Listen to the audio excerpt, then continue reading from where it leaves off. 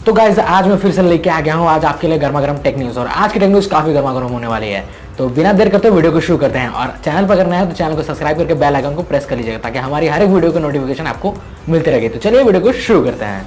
तो गाइस पहले खबर की बात करें तो पहली खबर रेडमी की तरफ से है। रेडमी ने फ्राइडे को मी फेस्टिवल में अपना रेडमी बैंड को लॉन्च कर दिया है और इसमें काफ़ी नए नए फीचर्स भी ऐड किए हैं। जैसा कि आप लोग डिस्प्ले में देख पा रहे होंगे, रेक्टेंगुलर शेप का ये डिज़ाइन होने वाला है और इसमें कंपनी ने colourful display, fitness tracking feature और साइकिलिंग, रनिंग और स्टेप ट्रैकिंग जैसे एक्टिविटी को रिकॉर्ड करने का सपोर्ट इसमें आपको मिलेगा। और इसमें हार्ट रेटिंग सेंसर और नींद को ट्रैक करने का भी सपोर्ट आपको इसमें देखने को मिलेगा। और इसमें आपको USB चार्जिंग का सपोर्ट देखने को मिलेगा। और कंपनी ने इसकी प्राइस 99 युआन इंडियन प्राइस में कन्वर्ट करें तो 1100 रुपये इसकी प्राइस रखी गई है। और मुझे जितना लगता है ये इंडिया में लॉन्च होने वाला है। और अगर ये इंडिया में लॉन्च हुआ तो मी बैंड 5 के नाम से लॉन्च हो सकता है और जो कि रियलमी के बैंड को टक्कर देने वाला है। और रियलमी का जो बैंड है वो 1500 रुपये में आता है और ये जो रेडमी का बैंड है ये 1100 रुपये, मतलब काफ़ी हद तक टक्कर देने वाली बैंड हो सकती है और ज़्यादा मार्केट में बिकेगी।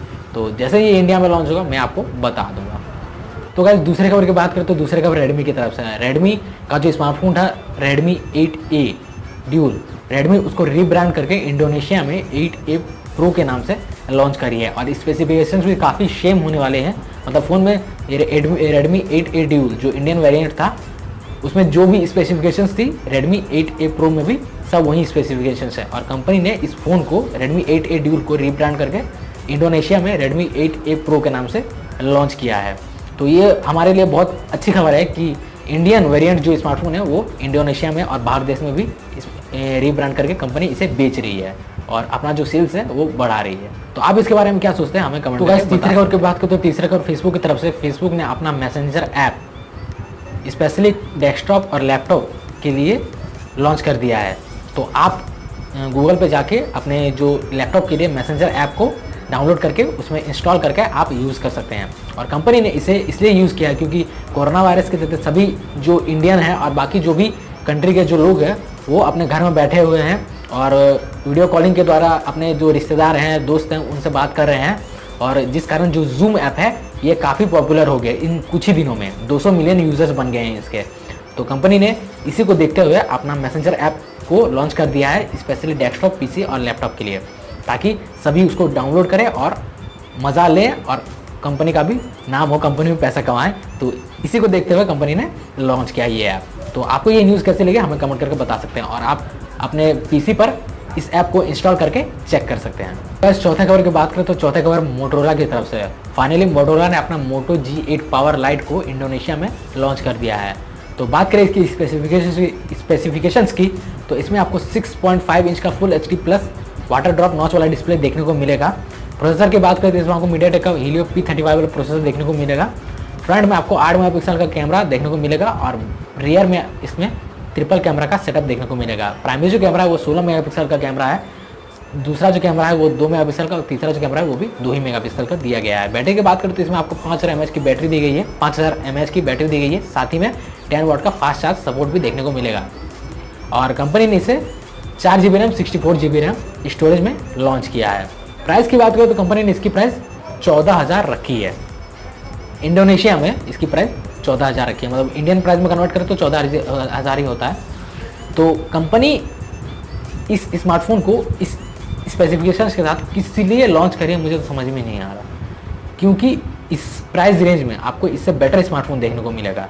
जैसा कि आपको Redmi Note 9 Pro में 48 मेगापिक्सल का कैमरा देखने को मिलेगा। 14,000 के अंदर में आपको और बहुत सारे बेटर स्मार्टफोन देखने को मिलेंगे। सैमसंग का M31 स्मार्टफोन भी है, वो भी 64 मेगापिक्सल कैमरे के साथ में है और बेटर प्रोसेसर भी दिया गया है। पता नहीं मोटो हर बार ऐसा ही क्यों करता है कि प्राइस ज़्यादा होती है बट स्पेसिफिकेशन कम होती है। स्पेसिफिकेशंस जो होती है वो बहुत कम होती है, मतलब यूज़र को सेटिस्फाई नहीं कर सकती उसकी स्पेसिफिकेशन और उसकी बिकती भी नहीं है। जब से लेनोवो ने मोटोरोला को पकड़ा है उसकी वाट लगा के रख दी है। तो आप क्या सोचते हैं मोटोरोला की इस स्मार्टफोन के बारे में। और हाँ, मैं बता दूं कि ये स्मार्टफोन जल्दी आपको इंडिया में भी देखने को मिल सकता है। तो आप क्या सोचते हैं इस स्मार्टफोन के बारे में हमें कमेंट करके बता सकते हैं। तो गाइस पांचवें घर की बात करें तो पांचवें घर सैमसंग की तरफ से सैमसंग अपना A21s स्मार्टफोन जो कि A21 का सक्सेसर बताया जा रहा है उसकी गीकबेंच स्कोर सामने आ चुकी है, मतलब लीक्स हो चुकी हैं। जैसा कि आप लोग डिस्प्ले में देख पा रहे होंगे, सिंगल कोर पे इसको 183 का स्कोर दिया गया है और मल्टी कोर पर इसको 1074 का स्कोर दिया गया है।